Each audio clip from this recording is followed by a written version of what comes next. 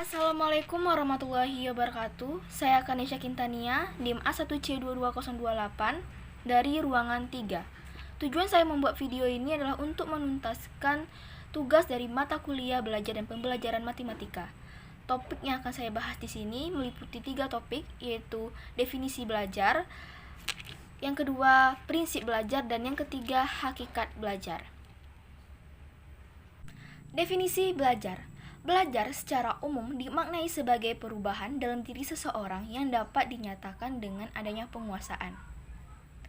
Pola sambutan yang baru berupa pemahaman, keterampilan, dan sikap sebagai hasil proses hasil pengalaman yang dialami.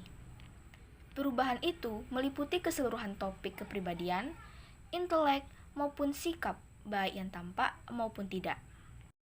Definisi belajar menurut beberapa pakar. 1.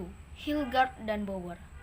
Belajar berhubungan dengan perubahan tingkah laku seseorang terhadap sesuatu situasi tertentu yang disebabkan oleh pengalamannya yang berulang-ulang.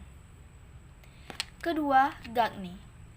Belajar terjadi apabila suatu situasi stimulus bersama dengan isi ingatan memengaruhi siswa, sehingga pembuatannya berubah dari waktu ke waktu sebelum ia mengalami situasi tadi. Ketiga, Morgan. Belajar adalah setiap perubahan yang relatif menetap dalam tingkah laku yang terjadi sebagai suatu hasil dari latihan atau pengalaman. Yang keempat, Witherington. Menurut Witherington, belajar adalah suatu perubahan di dalam kepribadian yang menyatakan diri sebagai suatu pola baru. Kelima, Travers. Belajar adalah proses menghasilkan penyesuaian tingkah laku. Keenam, Cronbach.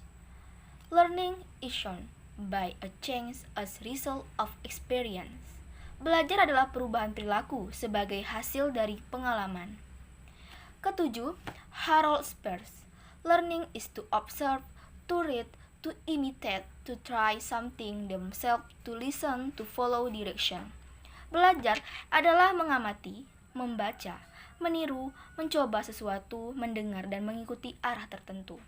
Kedelapan, George. Learning is a change in a performance as a result of practice. Belajar adalah perubahan performance sebagai hasil latihan. Prinsip belajar. Menurut Suprijono, prinsip-prinsip belajar terdiri dari 3 hal. Pertama, prinsip belajar adalah perubahan perilaku sebagai hasil belajar. Kedua, belajar merupakan proses. Ketiga, belajar merupakan bentuk pengalaman. Hakikat belajar. Belajar menunjukkan aktivitas yang dilakukan oleh seseorang yang disadari atau disengaja. Aktivitas ini menunjukkan pada keaktifan seseorang dalam melakukan aspek mental yang memungkinkan terjadinya perubahan pada dirinya.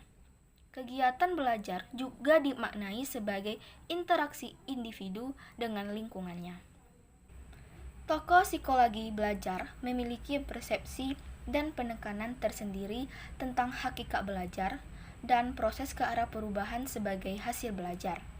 Berikut ini adalah beberapa kelompok teori yang memberikan pandangan khusus tentang belajar. A. Behaviorisme. Teori ini meyakini bahwa manusia sangat dipengaruhi oleh kejadian-kejadian di dalam lingkungannya yang memberikan pengalaman tertentu kepadanya. Behaviorisme menekankan pada apa yang dilihat. B. Kognitivisme. Menurut teori belajar ini, tingkah laku seseorang ditentukan oleh persepsi atau pemahamannya tentang situasi yang berhubungan dengan tujuan. C. Teori belajar psikologi sosial. Menurut teori ini, proses belajar bukanlah proses yang terjadi dalam keadaan menyendiri, akan tetapi harus melalui interaksi. D. Teori belajar Gagne, yaitu teori yang mengartikan belajar sebagai sesuatu yang terjadi secara alamiah, akan tetapi hanya terjadi dengan kondisi tertentu, yaitu kondisi internal yang merupakan kesiapan peserta didik dan sesuatu yang telah dipelajari, kemudian kondisi eksternal yang merupakan situasi belajar yang secara sengaja diatur oleh pendidik dengan tujuan memperlancar proses belajar. Teori fitrah. Pada dasarnya, peserta didik lahir telah membawa bakat dan potensi-potensi yang cenderung kepada kebaikan dan kebenaran.